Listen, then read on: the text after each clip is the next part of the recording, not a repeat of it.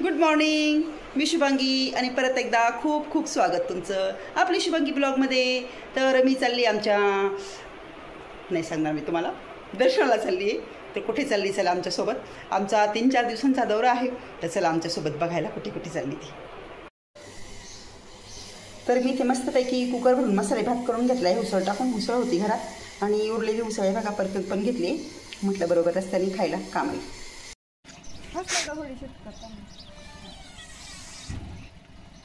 Tyre टाकायचं होतं मी.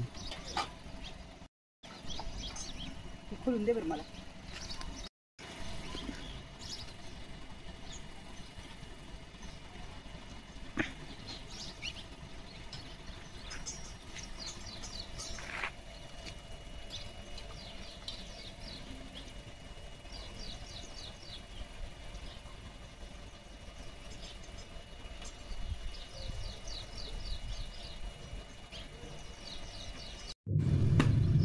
तर आम्ही 3-4 दिवस जाणार होतो.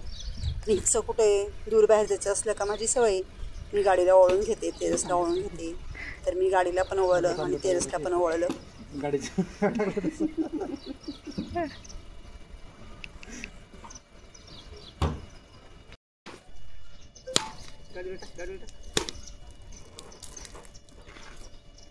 तर तेजसने मस्तपैकी श्रीफळ वाढवलंय जाण्याच्या अगोदर, पूजा वगैरे झाल्यानंतर.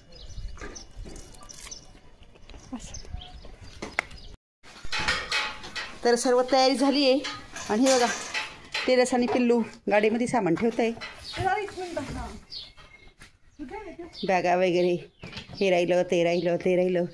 त्यांचे पप्पा उभे मस्तपैकी, आता पोरं आवरत आहे मग ते उभे मस्त. ते थोडेसे दुःखी आहे, तुम्हाला सांगते मी कारण त्याचं. तेजस श्रुती त्या गाडीत लागलं तर सामान काढून घेतलं का? सर्व व्यवस्थित ठेवा, जरा प्लॅनिंगनी ठेवा म्हणजे व्यवस्थित सगळं सामान बसत. पाण्याच्या बाटल्या काही पुढे ठेवा. तर चला सर्व आवरले आमचं, निघतो आम्ही आता. आणि सगळी तयारी करून, सगळी पॅकिंग बिकिंग करून, हे बघा तेजस, पिल्लू आणि हे बघा इकडे त्यांचे पप्पा आहे. आम्ही सर्व आता निघालोय देवदर्शनाला, आमच्या कुलदैवताला. अजून कुठे कुठे जाणार आहे मी तुम्हाला सांगत नाही लगेच. तो व्हिडिओ तुम्ही शेवटपर्यंत नक्की बघा, व्हिडिओ खूप छान असणार आहे. चला तर मग आमच्यासोबत. तर अशा प्रकारे 8:15 वाजता आमचं सगळं आवरलं आणि 8:15 वाजता आम्ही गाडीतून निघालो. पेट्रोल पंपावर गेलो, पेट्रोल वगैरे भरलं आणि आता मग पुढच्या दिशेने चाललोय. तर आता आम्ही पहिलं कुठल्या देवाला जातो तुम्हाला दाखवतो, तर तुम्ही व्हिडिओ बघत राहा आणि तुम्हाला दाखवते कोण कोण आहे. तर तेजस कार ड्रायव्हिंग करतोय नेहमीप्रमाणे आणि त्याचे पप्पा बसले त्याच्या शेजारी. ओ हाय करा ना. ओ तर ते गुस्सामध्ये बरं का, तुम्हाला सांगितलं मी. तर तुम्ही बघा, मी तुम्हाला सांगते ते का बरं गुस्सात आहे. जाऊ दे. हे बघा पिल्लू इकडं. हॅलो. हे पिल्लू तरी हाय करतोय मस्त. आणि ही मी, आम्ही चौघजण चाललोय. चला तर.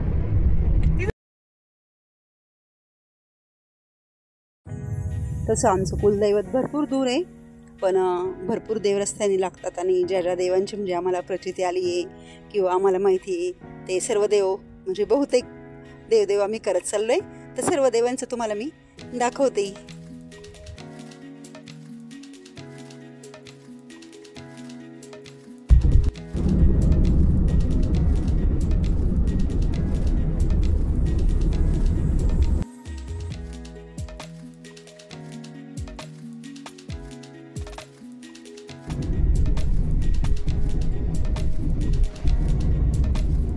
तर आम्ही आलो आहे बिरोबा मंदिर येथे. बिरोबा म्हणजे माळोबांचे जे गुरु आहे.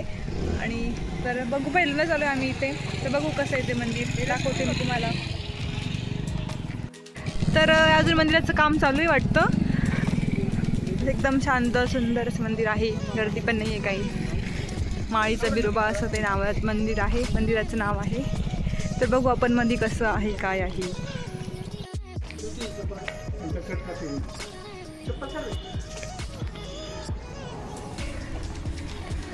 खूप मोठं असायचं सभा मंडप आहे, पण काम अजून चालू आहे. विटा वगैरे दिसत आहे. सो बघू आपण मध्ये काय आहे. आणि हा हे बिरोबा म्हणजे म्हाळोबांची गुरु आहे. ज्या म्हाळोबा महाराजांचं तुम्हाला 100% नवसाला पावणारा देत असं हेडिंग ज्या व्हिडिओला दिलंय त्यांचे गुरु हे बिरोबा महाराज आहे. तर आम्ही इथे दर्शनाला आलेलो आहोत. तर महिलांना प्रवेशासाठी बंदी आहे, पण आपण बाहेरूनच बघू.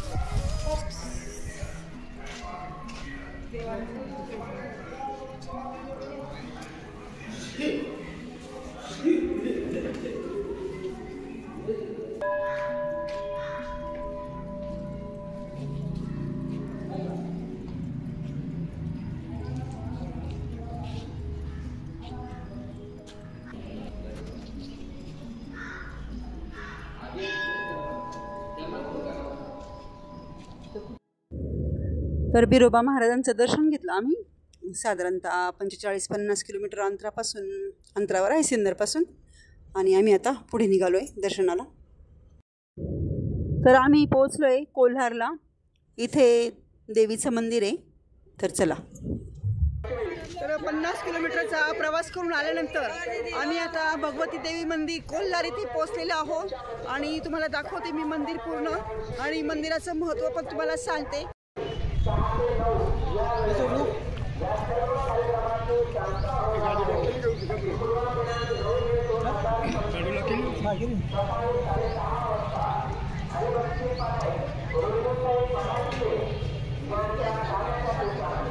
तर इथे प्रथम पूज्य गणपती बाप्पा आहे. गणपती बाप्पांचं दर्शन आम्ही घेतो.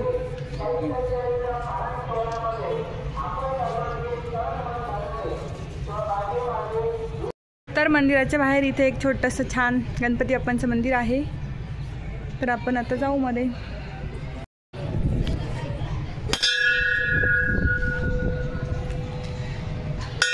मंदिराचा पण गाभारा म्हणजे जे असतं काय म्हणतो आपण त्याला सभामंडप खूप मोठा खूपच जास्त मोठा आहे. इथे पण गर्दी कमी आहे. पुण्यामुळे लोक कमी येत आहेत.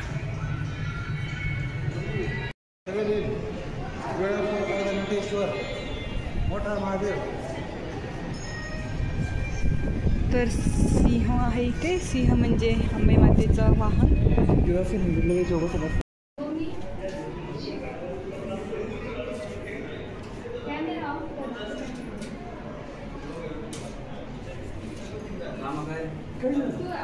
सोबत मंदिराचे पुजारी आहे दादा. तर आम्हाला थोडंसं सांगा देवीबद्दल. इथे ह्या ठिकाणी ना महाराष्ट्रामध्ये आपले जे 4 शक्तिपीठ आहे ते 4 शक्तिपीठ इथे एकाच ठिकाणी. ह्या तुळजापूरच्या भवानी माता आहे. ह्या माहूरच्या रेणुका माता आहे. हे ग्रामदैवत भगवती माता. हे भगवती मातेचं मंदिर आहे. भगवती माता म्हणजेच कोल्हापूरच्या अंबाबाई. आणि ह्या उंदीच्या सप्तशृंगी माता. असे 4 शक्तिपीठ एकाच ठिकाणी आपल्याला पाहायला भेटतं. इथं आल्यावर 4 शक्तिपीठांचं एकाच ठिकाणी दर्शन भेटतं. आणि 4 पण इथं स्वयंभू आहे. स्वयंनिर्मिती झाली. हो, स्वयंभू आहे. हे गाभारा कधी बांधलेले कोणी बांधले याचा इतिहास काही नाही. हे पूर्वीपासूनही. हो का? हो. इथे म्हणजे इथे आलं तरी आपल्या देवीचं हो, 4 दर्शन शक्तिपीठ एकाच ठिकाणी 4 शक्तिपीठांचं दर्शन होतं. आणि या चौघीपैकी एक कुलदैवत असतंच आहे कोणतं असतं. हा, म्हणजे कुलदैवताचं दर्शन होतं आणि बाकीच्या शक्तिपीठांचं पण दर्शन. हो. आणि ज्याला कोणाला आपलं कुलदैवत माहीत नाही तरी दर्शन घेतलं तरी त्याला शक्तिपीठाचं दर्शन. हो, धन्यवाद.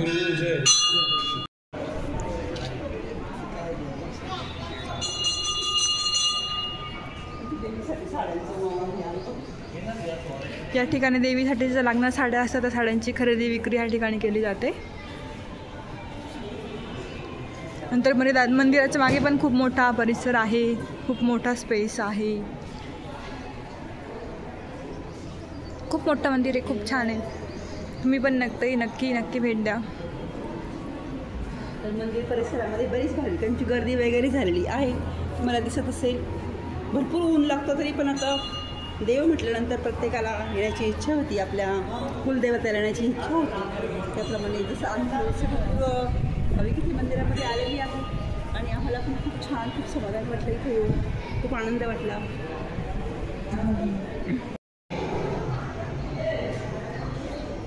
तर इथे लोटांगण बाबांची मूर्ती आहे.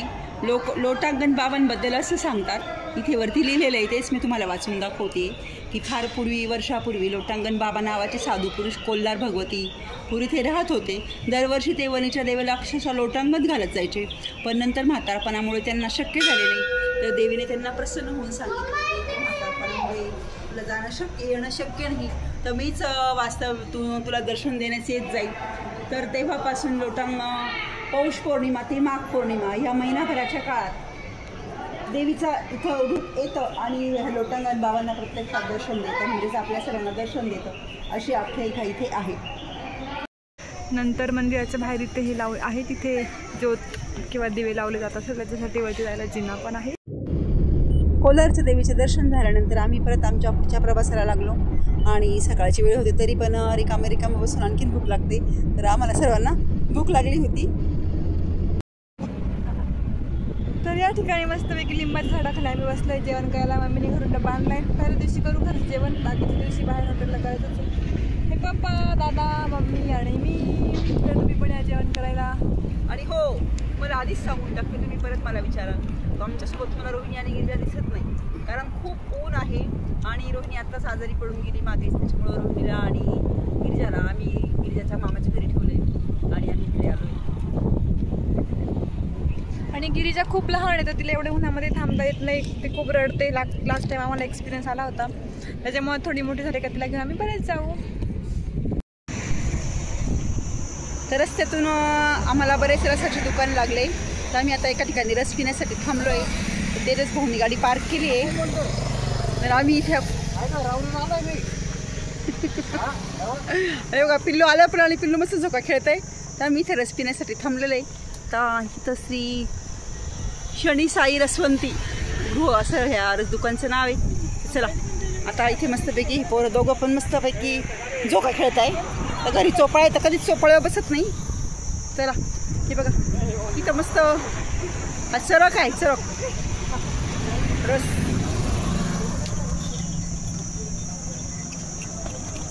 रस काढायचं चरक आहे इथे, याला चरक म्हणतात.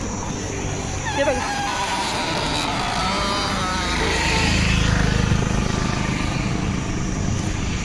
आणि इकडे श्रुतीचे पप्पा मस्त उभे आहे निवांत. तर चला आम्ही आता रसाचा आस्वाद घेतो. तर आता आम्ही मस्तपैकी रस पिलो आणि आम्ही पुढे चाललो आहो शनी शिंगणापूरला.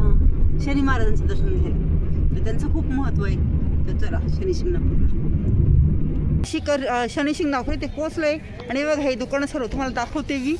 आणि ह्या दुकानं बघा, ह्या दुकानांना दरवाजे वगैरे नाही आहे. हे बघा, इकडं श्रुतीचे पप्पा इकडे गाडी पार्क केली, इकडं ते रस. नाही बघा, खूप ऊन असल्यामुळे पिल्लूनी मस्तपैकी गॉगल घातला आहे, स्कार्फ बांधला आहे. आणि आता आम्ही दर्शनाला चाललो आहे. तर इथे ऊन असल्यामुळे एवढी गर्दी नाही दिसत आज, नाही तर शनी शिंगणापूरला खूप गर्दी राहते.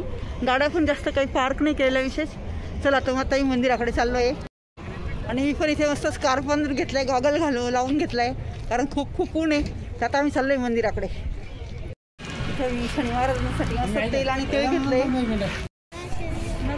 तर इथे दुकानांना बिलकुल दरवाजे वगैरे नाही. हे बघा, कारण इथे कधीही चोरी होत नाही अशी इथली आख्यायिका आहे. त्यामुळे इथल्या कुठल्याही दुकानाला दरवाजे दिसत नाही. तर इथे शनी शिंगणापूरला दरवाज्यांना, म्हणजे दुकानाच्या दरवाज्यांना पण आणि घराच्या दरवाज्यांना पण दरवाजे नाही. याच्या मागे खूप मोठी आख्यायिका आहे. तसे शनी महाराज कसे इथे आले याबद्दल पण खूप मोठी आख्यायिका आहे. तर मला जेवढी माहिती आहे तेवढी मी तुम्हाला थोडक्यात सांगते. तर साधारणतः 350 वर्षापूर्वी शनी महाराज ह्या गावात आले. तर ते कसे आले, तर खूप पाऊस झाला आणि खूप नद्या नाले तुडुंब भरून वाहू लागले. आणि ज्या दिवशी पाऊस झाला त्याच्या दुसऱ्या दिवशी गुराख्याचे मुलं वगैरे आपले जनावरे चारवण्यासाठी मळ्यात गेले. तर मळ्यात गेले ते एक नाला होता. त्या नाल्यामध्ये ही शनी महाराजांची मूर्ती, म्हणजे शिळा स्वरूपात, म्हणजेच आपण थोडक्यात दगड, हा दगड म्हणजे शनी महाराजांची मूर्ती, ती वाहत आली आणि एका बोरीच्या झाडाला अटकली. तर मग हे मुलं आलेले होते, गुराखे आलेले होते आपली जनावरे चारण्यासाठी. तर गुराखी म्हटल्यानंतर त्यांच्या हातामध्ये काठी वगैरे असती. मग त्या मुलांना वाटलं बुवा हा दगड इथं होतं नव्हतं याच्या अगोदर, तर हा कसा काय आला. तर एका मुलाने काय केलं, काठी घेतली आणि त्या शिळेला मारली. तर शिळेला मारल्याबरोबर ते शिळेतनं असं भळभळा रक्त व्हायला लागलं. आता मुलं गेली घाबरून. मुलांना वाटलं हे काय झालं नेमकं. मग ते मुलं घरी आले आणि त्यांनी सांगितलं की त्या दगडा होता त्याला आम्ही काठी मारली तर त्याच्यातून रक्त वाहूत यायला लागलं. मग गावातले पूर्वज मोठे मोठे मंडळी गेले तिथे आणि त्यांनी पाहिलं हा काय प्रकार आहे बाबा. सगळेजण विचार करू लागली. तर त्याच दिवशी गावामध्ये एक शनींचा खूप मोठा भक्त होता. त्याची शनीवर खूप श्रद्धा होती. त्याच्या स्वप्नात हे शनी महाराज गेले आणि त्यांनी सांगितलं का मी तुझ्या गावात आलेलो आहे, तर माझी गावाच्या मध्यभागी प्राणप्रतिष्ठा कर. आता तुला माझी पूजा अर्चा करण्यासाठी दूर जायची गरज नाही, तर माझी प्राणप्रतिष्ठा कर. मग त्यांनी ही गोष्ट गावातील म्हाताऱ्या माणसांना वगैरे जे गावातले जे मोठे गावकरी वगैरे होते त्यांना सांगितली. मग दुसऱ्या दिवशी वाजत गाजत मस्त बैलगाड्या, तेव्हा बैलगाड्याच होत्या, आत्तासारखी साधनं तेव्हा काही नव्हते. बैलगाड्यात गावातले तरुण पोरं पोरी ही शनी महाराज शिळ आणण्यासाठी गेले. तिथे गेले तर मग तोपर्यंत पाणी कमी झालं होतं, कारण आदल्या दिवशी खूप पाऊस झाला, त्याच्यामुळे खूप पाऊस होता त्या नाल्याला. पण मग दुसऱ्या दिवशी पाणी भरपूर कमी झालं होतं. मग या मुलांनी ती शिळा उचलण्याचा खूप प्रयत्न केला, पण ती शिळा जागची हालेना. मग खूप दिवसभर ते प्रयत्न करत राहिले. मग शेवटी संध्याकाळी सगळे घरी आले. बघू बा उद्या असा विचार करू. आणि घरी आल्यावर संध्याकाळी परत शनी महाराज त्याच ज्याच्या स्वप्नात आदल्या दिवशी आले होते त्याच भक्ताच्या ते परत स्वप्नात आले आणि त्यांनी सांगितलं की मला आणण्यासाठी मामा भाची यांना पाठव आणि जी बैलगाडी पाठवशी म्हणजे बैलगाडीत आणावी लागेल ना, तर बैलगाडीमध्ये पण जे बैलांची जोडी पाठवशील ते पण मामा भाची पाहिजे आणि त्यांचा रंग काळा पाहिजे, असं त्या भक्ताच्या स्वप्नात येऊन शनी महाराजांनी सांगितलं. त्याने परत घडलेला प्रकार त्या गावकऱ्यांना सांगितला. मग दुसऱ्या दिवशी परत वाजत गाजत काळ्या रंगाचे बैल जोडी मामा भाची असणारे आणि मामा भाची नात्याने असणारे असे 2 व्यक्ती असे केले. आणि जी मूर्ती जी शिळा आदल्या दिवशी एवढ्या 5-25 तरुणांना हलत नव्हती, मामा भाच्याने हात घातल्याबरोबर ती शिळा लगेच त्यांच्या हातात आली. त्या शिळेला आणलं त्या बैलगाडीमध्ये आणलं गावाच्या मध्यावर आणि त्यांची स्थापना केली. आणि ती स्थापना केल्यानंतर मग तिथं मस्त मंदिर वगैरे बांधलं. बांधकाम केलं का ते पडून जायचं. तर शनी महाराजांनी परत स्वप्नात येऊन सांगितलं का माझ्यावर कुठलंही छप्पर नकोय. आपण म्हणतो ना शनीची साडेसाती लागली, कारण शनिदेवच इतके प्रभावी आहे की त्यांना कुठल्याही छप्परची त्यांना आवश्यकता नाही, ते स्वतःच खूप प्रभावी आहे. तर मग अशा प्रकारे त्यांच्या लिंबाच्या झाडाखाली शनी महाराजांची मूर्ती तुम्हाला पुढे बघायला मिळेलच. तर लिंबाच्या झाडाखाली जी लिंबाची फांटी आहे ती जरी शनी महाराजांपर्यंत वाढली तर ती आपोआप जळून जाते. हे बघा इथे तुम्हाला दिसतंय की शनी महाराजांना कुठलंही छप्पर नाही किंवा कुठलीही सावली नाही, कारण शनी महाराज स्वतः खूप प्रबळ आहे. त्याच्यामुळे शनी महाराजांना एकदा अवश्य भेट द्या. अशी 5-6 फुटाची काळ्या रंगाच्या आता दगडच आहे, ते आपण दगड नाही म्हणायचं, सॉरी शनिदेवा मला माफ करा. तर ही मूर्ती इथे शनी शिंगणापूरमध्ये स्थापन केलेली आहे आणि खूप प्रभावी आपल्या जीवनात अडीअडचणी येतात. तर आपण म्हणतो मला शनी लागला, तर शनी महाराज एवढे वाईट नाही आहे, ते ग्रह असतात. शनी महाराज हे नवग्रहांपैकी एक ग्रह आहे शनी ग्रह. आणि सगळ्यात जास्त पॉवर ज्यांना म्हणावं लागेल जास्त तर ते हे शनी महाराज आहे. इथे आम्ही दर्शनासाठी आलोय, तर ह्या दर्शनाला तुम्ही पण नक्की या. आणि कशी वाटली तुम्हाला शनी महाराजांची माहिती ते हे बघा. आणि आम्ही पूर्वी पण यायचो, 1 वर्षापूर्वीच आम्ही इथे आलेलो आहे शनी महाराजांच्या दर्शनाला. तेव्हा एवढी इथे सुधारणा झाली नव्हती, पण एवढ्या 1 वर्षात हे सगळं बांधकाम झालेलं आहे आणि खूप सुधारणा आणि खूप स्वच्छता इथे दिसत आहे. आणि खूप ऊन होतं तरी एवढी गर्दी इथं होती झाले. आणि आता आम्ही इथे मंदिरात 2 मिनिट बसलो रे मस्तपैकी. पप्पा तेजू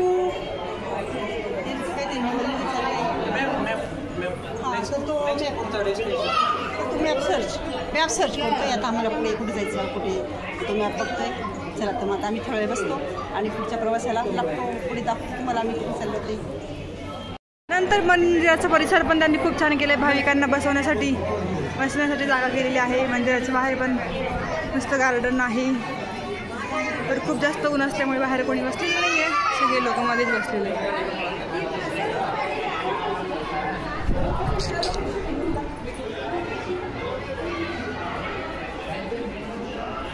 तिकडे पण कसलं तरी मंदिर आहे.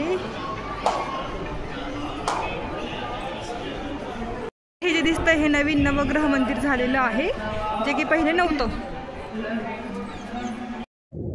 तर शनी महाराजांवर छप्पर म्हणजे छत्र नाही, म्हणूनच येथील घरांना आणि दुकानांना दारं नाही आहे. आणि शनी शिंगणापूर म्हणून त्या गावाचं नाव पडलेलं आहे. अगोदर शिंगणापूर होतं, पण जेव्हापासून तिथे शनी महाराज आले तेव्हापासून या गावाचं नाव शनी शिंगणापूर पडलेलं आहे. तर पुढे कुठं चाललो बेटा? आपण रिद्धेश्वरला. तर रिद्धेश्वर मंदिरात आम्ही चाललोय. आणि गणपती बाप्पांना ऊन लागतं म्हणून त्याने रुमाल टाकला मस्तपैकी. पण गणपती बाप्पांना थोडं उघडं कर ना. नको का? तर अजूनही आम्हाला भरपूर देवदर्शन करायचं आहे, पण व्हिडिओ खूप मोठा होईल कारण आम्ही 3-4 दिवस फिरणार आहे. तर त्यामुळे आजचा व्हिडिओ मी इथेच संपवते, व्हिडिओ मोठा होईल म्हणून. आणि पुढे कुठे जाईल त्याचा व्हिडिओ मी उद्या टाकल, तर तो पार्ट 2 मध्ये तुम्हाला बघायला मिळेल. आणि हो, सगळ्यात महत्त्वाचं सांगायचं राहूनच गेलं, श्रुतीचे पप्पा का दुःखी नाराज होते, तर रोहिणीला आणि गिरिजाला आणलं नाही म्हणून ते दुःखी होते. कारण गिरिजामध्ये त्यांचा खूप जीव आहे, त्यांना गिरिजाशिवाय अजिबात करमत नाही. पण ऊनच खूप होतं, आम्हालाच इतकं ऊन लागायचं. आणि गिरिजा नुकतीच म्हणजे बरी झाली होती, त्याच्यामुळं मी रिस्क नाही घेतली. तर उरलेला व्हिडिओ तुम्हाला पार्ट 2 मध्ये बघायला मिळेल. तर पुढचे पण व्हिडिओ नक्की बघा.